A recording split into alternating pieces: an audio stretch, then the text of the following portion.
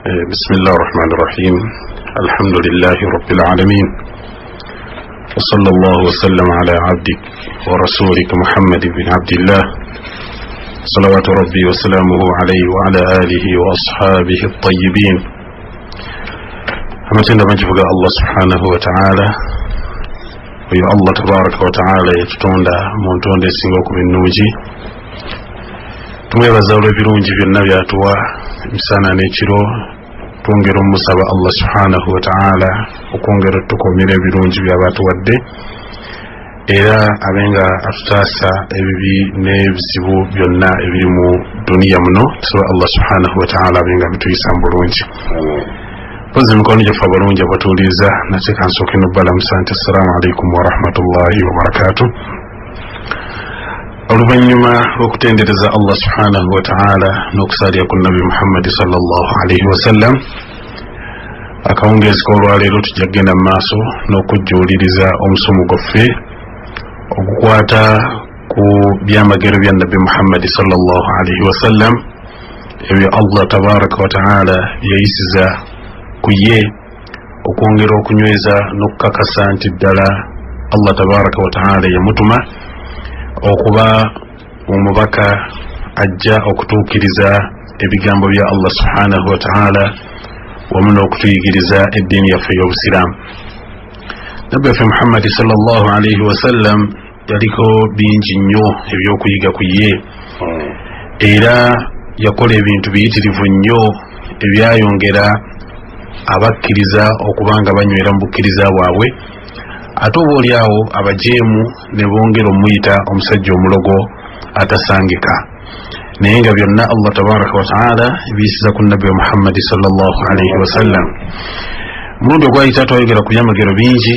tetujja kubiddamu olwakadde okubanga kama katambula. Olwali tujja kubanga tugenda bugenzi mu maaso n'okutunuulira nti Nabbi sallallahu alaihi wasallam hatta alhayawanat n'ebisolo byennyini byali bitegeera Nabbi Muhammad sallallahu alaihi wasallam ng'era bimanyi n'ekitiibwa Allah subhanahu wa ta'ala kyemuwa. Bw'oba wetegereza hadisi nnyingi ezoogera ku bisolo ebyali bitegeera Nabbi Muhammad sallallahu alaihi wasallam era ebyali bimumanyi, naye tujja kunokolayo kimu ekyafaayo ekyo Nabbi Muhammad sallallahu alaihi wasallam ekyatuuka ku ye nga omu ku basahaba tunnyonnyola nti waliwo eŋŋamiya yajja eri Nabbi Muhammad sallallahu alaihi wasallam fasajada linnabi sallallahu alaihi wasallam. Eŋŋamiya bwe yatuuka nevunnamira Nabbi Muhammad sallallahu alaihi wasallam, faqala ashabuhu, basahaba ba Nabbi Muhammad sallallahu alaihi wasallam kiva bamugamba nti ya rasulallah tasjudu laka albahaim washajar, laba ensolo zikuvunnamira,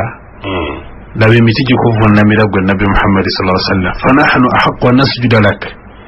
naffe fe abateekeddwa okubanga tukuvunnamira gwe Nabbi sallallahu alaihi wasallam, naffe twandibadde tukuvunnamira. Nabbi sallallahu alaihi wasallam n'abagamba nti ubudu rabbakum, bannaye musinze Allah wammwe omulezi wammwe, wa akrimu akhaakum, muganda mmwe muweebwa ekitiibwa so si kubanga mukola ki munsinza aba muvunnamira. N'agamba nti walau kuntu amira ahadan an yasjud, singa nali wakulagira muntu yenna okubanga avunnama naalibadde ndagira omukyala abenga avunnamira bbaawe. Naye ekyo kyonna kikulaga nti n'ebisolo byennyini byali biwa Nabbi sallallahu alaihi wasallam ekitiibwa, ate nga ne basahaba ridwanullahi alaihim nabo nga bakiraba nti ebintu bino bigulumiza Nabbi Muhammad sallallahu alaihi wasallam era byongera okubanga bimuwa ekitiibwa kye. Bw'oba wetegereza ne kikwatagana n'emiti katuwe ekyokulabirako,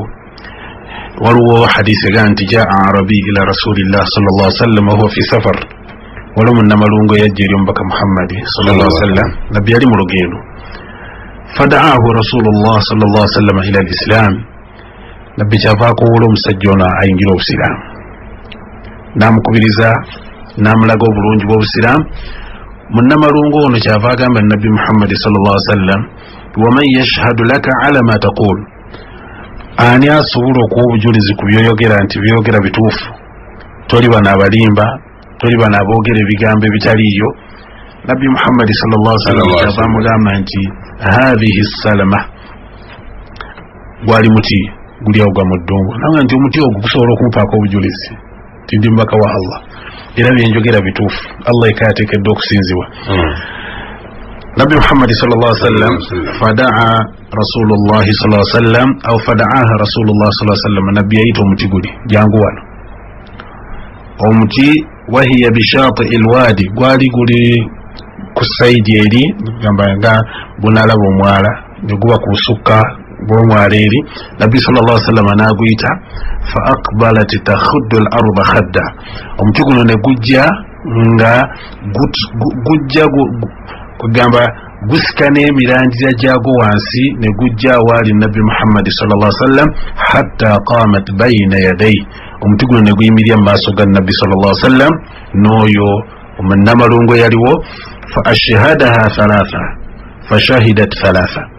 omuti guno nabbi sallallahu alaihi wasallam yagubuuza emirundi esatu ddala okakasanga ndi mbaka wa Allah era okakasanga ddala byensomesa bye bituufu emirundi ng'esatu omuti nagwo ne gwojuliza emirundi ng'esatu nga gwogera nga gugamba nti nga bw'oyogedde era nga bw'oyogera ebigambo ebyo bwe bityo bwe biri era bituufu oli mbaka wa Allah subhanahu wa ta'ala oluvannyuma batunyonyola mu hadisi egamba nti thumma rajaat ila manbatiha omuti gwamala ne guddayo mu kifo kyagwo we gwali gusangiddwa kati ekyo kyonna kikulaga nti nabbi Muhammad sallallahu alaihi wasallam Allah tabaraka wa ta'ala yayisiza kujja ebyamagero bingi muti gujja gumuwaako obujulizi nti mubaka waani mubaka wa Allah subhanahu wa ta'ala era tekyakomako ogwo omuti gwokka bw'oba wetegereza era waliwo olunaku nabbi Muhammad sallallahu alaihi wasallam hadithi ng'erimu Muslim nabbi sallallahu alaihi wasallam arada an yaqdiya hajata nabbi yali ayagala okuba nti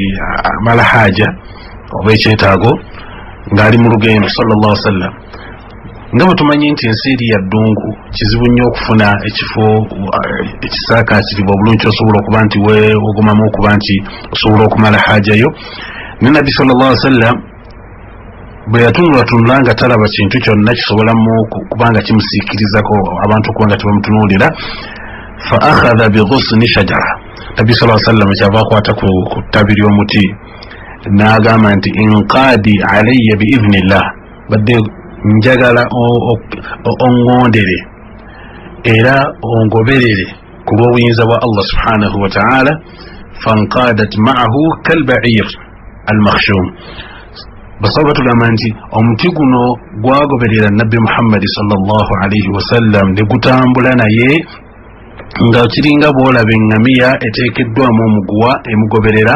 hatta ata shajara al ukhra okutuusa nabbi lwe yatambula n'agenda ku muti ogwaliwo omulala nagwo n'akola bw'atyo oluvannyuma thumma amarahuma nabbi yalagira emiti gino ebiri an taltaima alaihi gibenga emiti gino gikwatagana kisobole okuba nga gisiikiriza nabbi sallallahu alaihi wasallam gisiikiriza nabbi sallallahu alaihi wasallam okuba nti talabibwa bantu kumbeera gye yali aliko sallallahu alaihi wasallam batugamba nti thumma ba'da qada'i alhaja byamaliriza ekyetaago kye sallallahu alaihi wasallam rajaat kulla shajara buli muti gwaddayo we gwali gusangibwa wa qamat kullu wahid minhum ala saaqi buli muti ne gubanga gwaddawo ne guyimirira nga bwe gwabadde nga nabbi Muhammad sallallahu alaihi wasallam tannaba kuba nti agiyita oba tannaba kubanga agiragira okubanga gimugoberera alaihi salatu wassalam ekyo nda kyongera tulaga nti nabbi Muhammad sallallahu alaihi wasallam Allah tabaraka wa ta'ala yayisiza ku ye ebyamagero ebingi ennyo mu byo mwe muli n'ekyokubanga nabbi Muhammad sallallahu alaihi wasallam era munnamalungu yajja eri omubaka Muhammad sallallahu alaihi wasallam n'amugamba nti bima arifu annaka nabiy ki kyenyinza okumanyirako ddala nti ddala oli nabbi qaal in da'awtu hadha al-'irq min hadhihi an-nakhla atashhadu anni rasulullah okiraba otya singa mpita ekikolo kino kiriko entende nempita entende ezo ne kikka wansi wano we tuli atashhadu anni rasulullah musajja gwe osobola okukkiriza n'okakasa ddala nti ndi mbaka wa Allah fada'ahu rasulullah sallallahu alaihi wasallam nabbi kyavaako woola ettabi lyaliko entende waggulu faja'ala yanzilu min an-nakhla ettabi litandika okukka nerikka wansi hatta saqata ila an-nabi sallallahu alaihi wasallam okutuusa wekyagwa waali nabbi muhammadi sallallahu alaihi wasallam nabbi n'agamba nti irji' ddayo mu kifo kyo waggulu fa'ada ettabi ne liddayo waggulu fa aslama al-a'rabi munnamalungu oyo n'asiramuka. Ebyo byonna byongera okutunyweza n'otulaga era byetukubiriza baganda baffe abasiraamu mwenna gye muli nti batera babuuza ebibuuzo nti nabbi wamwe byamagero ki byeyakola. Owaffe yeeyisa akola ebyamagero bingi nnyo. Yalamusa abalwadde n'ayinjiwaza n'alagira olusozi ne lufuuka emigaati amazzi ne gafuuka omwenge bwe bityo. Naye nabbi muhammadi sallallahu alaihi wasallam bw'oba weetegereza obulamu bwe bwonna embeera ze zonna zongera okulaga nti ate ye byeyakola byasukkuluma ku bannabbi abasinga obungi. Bw'oba otunuulidde olunaku lumu nabbi muhammadi sallallahu alaihi wasallam kiti kyali nno kikalu. Nabbi yali mu muzikiti gwalinamu kitwandiise ng'ekikonge oba kitiibwa ekityo byabanga abuulirira abantu oba asomesa abantu yeeyambisanga ekiti ekyo mu mbeera y'okyesigamako mu mbeera ey'okubanga kimuyamba bw'aba ayogera eri abantu naddala mu muzikiti gwe sallallahu alaihi wasallam. Kakati bamala omukolera emimbali sallallahu alaihi wasallam nga bamuzimbidde emimbali ye bakikoze mu miti. Nabbi sallallahu alaihi wasallam yalinnya ku mimbali eyo bw'agirinnyako bw'ati saha al-jadhi' siyaha as-sabi. Ekiti kino nabbi sallallahu alaihi wasallam kyeyali yeesigamako ekiti kyeyali akozesa mu masjidi ye sallallahu alaihi wasallam kyaleekaana oluleekaana ne kikaaba olukaaba nga bw'owulira omwana omuto bw'akaaba. wa khaara kama takhuuru al-baqara ne kivaamu eddoboozi nga bw'owulira eddoboozi ly'ente jaza'an ala rasulillah sallallahu alaihi wasallam nga kirumirirwa kiraba nabbi sallallahu alaihi wasallam akivuddeko abadda atera okubanga akisemberera akiba kumpi nnyo nakyo. Omuti guno nagwo gwayagala okubanga guba ebbanga lyonna nga guba kumpi ne mubaka muhammadi sallallahu alaihi wasallam gukaaba olw'okuba nabbi aguleseewo. faltazamahu rasulullah sallallahu alaihi wasallam wa dammahu ilayhi. Nabbi sallallahu alaihi wasallam kyeyakola najja awaali ekiti ekyo n'abanga yakikwata n'akizza mu kifuba kye sallallahu alaihi wasallam wa huwa yainnu ng'omuti guno gwonna oguwulira nga gukkakkanya eddoboozi olw'okuba nabbi sallallahu alaihi wasallam agukutteko n'agusiimuula okubanga agusirisa. Ebyo byonna bye bimu ku byamagero bya nabbi muhammadi sallallahu alaihi wasallam. Ekyo tunuulidde miti twajja ne tubalaga waggulu empewo naye yasobolanga okugikozesa olw'obuyinza bwa Allah subhanahu wa ta'ala. Yasobolanga okubanga awonya abalwadde ku lw'obuyinza bwa Allah subhanahu wa ta'ala ng'alagira bulagizi omuntu alwadde n'amusomera oba n'aba ng'amusiimuula oba n'akozesa amalusuge sallallahu alaihi wasallam omuntu we n'aba ng'akola ki atereera. Ebyo byonna byali ku nabbi waffe muhammadi sallallahu alaihi wasallam. Ate otunuulidde emiti olaba ensozi n'ensozi nazo oba ozitunuulidde naddala olusozi lwe Uhud. Nabbi sallallahu alaihi wasallam olunaku lumu yalinnya waggulu ku lusozi olwe Uhud mwenna abagenda e Madiina mu kibuga kya nabbi sallallahu alaihi wasallam olusozi omululaba awaali olutalo. Zizimu ku nsozi nabbi muhammadi sallallahu alaihi wasallam zayogerako naga nti jabal Uhud yuhibbuna wa nuhibbu. Olusozi lwe Uhud zizimu ku nsozi lutwagala ate naffe tukola ki naffe tulwagala. wa min jibali aljanna zizimu ku nsozi Allah zagenda okussa mu jjana. Olusozi olwo Allah subhanahu wa ta'ala yalutonda mu ntonda yaalwo zizimu ku nsozi ennene ezisangibwa mu kibuga kya nabbi muhammadi sallallahu alaihi wasallam. Naye bwe baali mu lutalo lwe Uhud nabbi sallallahu alaihi wasallam yalinnya ku lusozi olwo waggulu ng'ali ne Abubakari ne Umaru ne Uthman. Bwe balinnya ku lusozi olwo farajafa bihim olusozi ne lubanga lwonna luyuguma lwonna ne lukankana lwonna fadarabahu birijle. Nabbi sallallahu alaihi wasallam kyava lulinnyako n'ebigere bye alayhi salatu wassalam alukuba naga nti uthbut Uhud, nywera lusozi gwe Uhud, fa innama alayka nabiy, wetisse nabbi wa Allah subhanahu wa ta'ala, wa siddiq, wetisse n'omusajja ayitibwa Siddiq ya Abubakar Siddiq radiyallahu anhu, wa shahidani, n'abantu babiri abagenda okufiira mu kkubo lya Allah subhanahu wa ta'ala. Nakino nakyo bw'oba okyetegereza bulungi hadithi eno eyongera okulaga nti ddala nabbi wa Allah subhanahu wa ta'ala Allah yali yamuwa biyitirivu. Ekisookera ddala kino ekyokuba nti yalagira olusozi lwe Uhud ne lutebenkera nga lulinyeeko, nalwo nga lulaba lwetissa abazito, kubanga okwetikka Abubakar, okwetikka Umar, okwetikka Uthman, nga waggulu waabwe weetikiddwa Nabbi Muhammad sallallahu alaihi wasallam, oba okuŋŋaanyiza abantu abasinga okuba ab'omuwendo mu dduniya. Kibulaba olunaku lumu omu ku basahaba ba Nabbi Muhammad sallallahu alaihi wasallam yakyaza Nabbi sallallahu alaihi wasallam, n'akyaza Abubakar, n'akyaza ne Umar,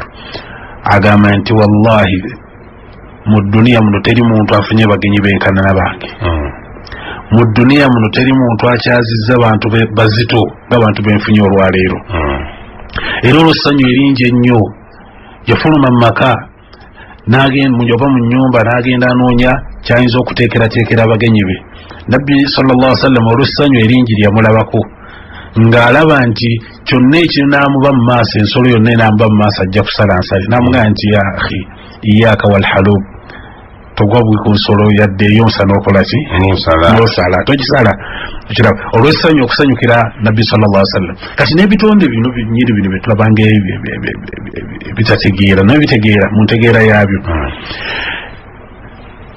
Bwe lwalaba nti lwetisse Nabbi sallallahu alaihi wasallam munene, ne lulaba nga lwetisse Umar, Abubakar, ne lulaba nga lwetisse Umar ne Uthman radiyallahu ta'ala anhum, lwalabanga luzitoowereddwa abantu abo abanene, nalwo ne lufuna okutya muli. Ekyokubiri kyetuyiga mu gundi eno nti washahidani, Nabbi yalangirira nti abantu bano ababiri bagenda kufa nga bashahidi. Abubakar, Umaru ne Uthman. Ebigambo bino yabyogera nga terinaasuubira nti bagenda kuttibwa, naye nga bwe yaboogera nti shahidani, era bombi bakola ki? Battibwa. Ekyongera okukakasa nti ddala Nabbi Muhammad sallallahu alaihi wasallam byonna bye yali ayogera yali tayogera bigambo ng'abijja kwagala kwe, wabula bwabanga bubaka obuvudde wa Allah tabaraka wa ta'ala. Ekyo kikulaga ensozi, amayinja nago oba wetegereza nago era tugulina hadisi eziraga nti nago gaali gawa Nabbi sallallahu alaihi wasallam ekitiibwa. Era otunuulya omuntu ajooga Nabbi sallallahu alaihi wasallam atawa Nabbi ekitiibwa n'omusekerera. Okiraba Nabbi Muhammad sallallahu alaihi wasallam agamba nti inni la arifu hajaran bi Makkah, nze lwali ejjinja limmanyi Makka. Nabbi sallallahu alaihi wasallam anyumiza basahaba, kana yusallimu alayya qabla an ubath, ejjinja eryo lyantooliranga salaamu nga sinnafuuka na Nabbi.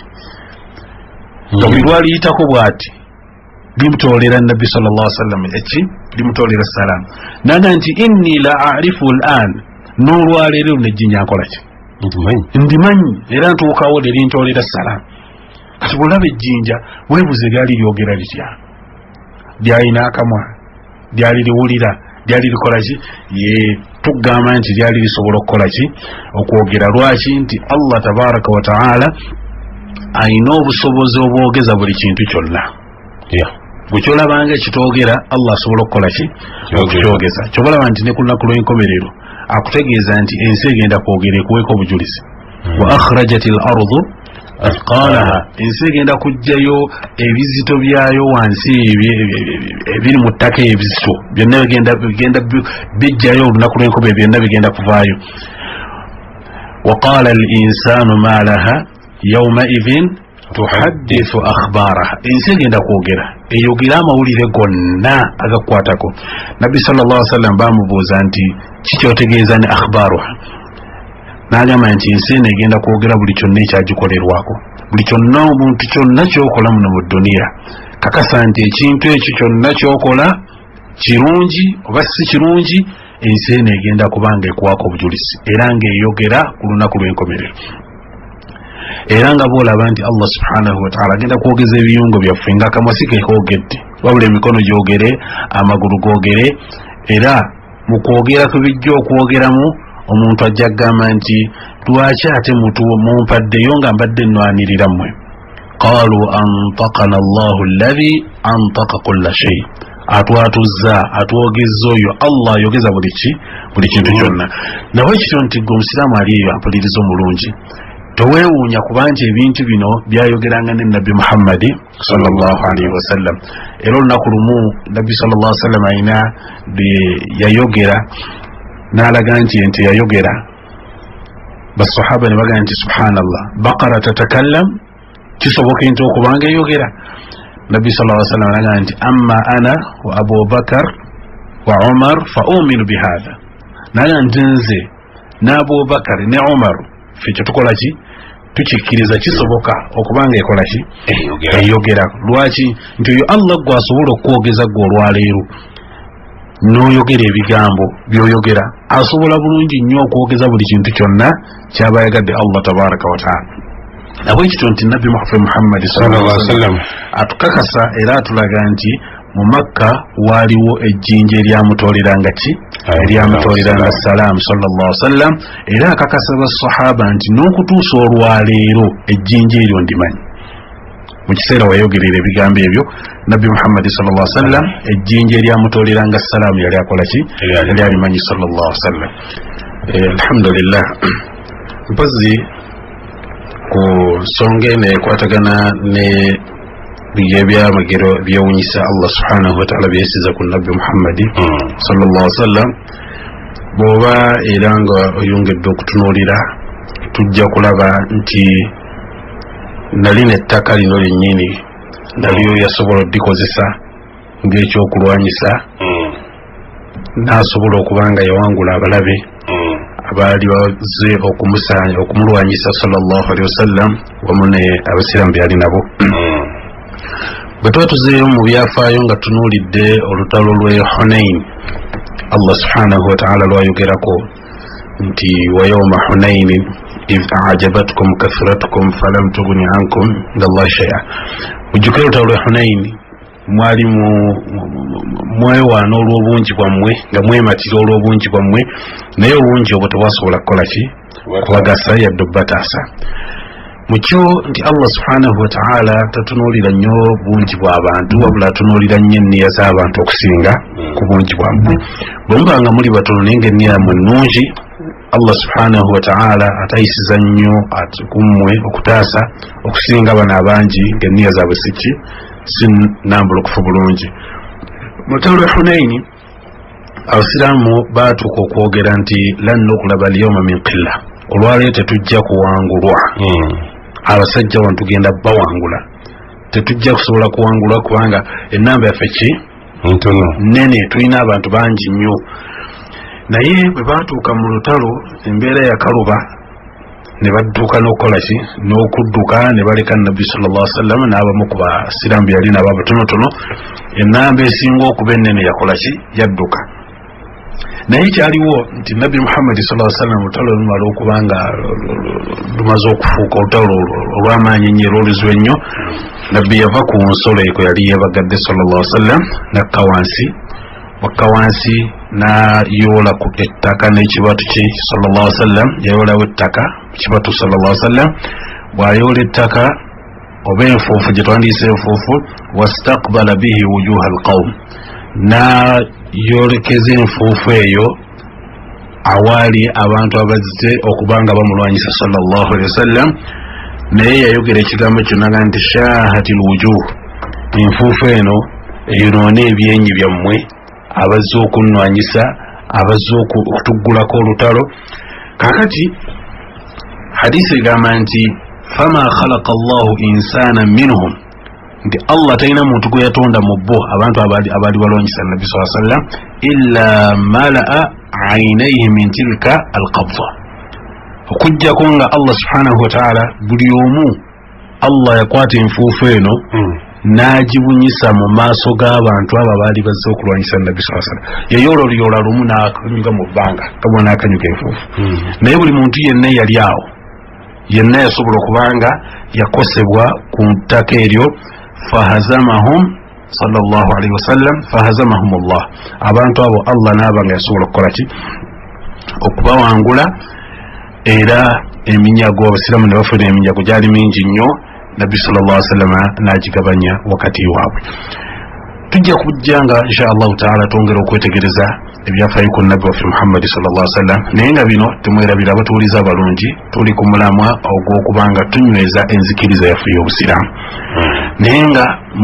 kunyweza enzikiriza yaffe y'obusiraamu tusookera okubanga tutegeera Allah subhanahu wa ta'ala,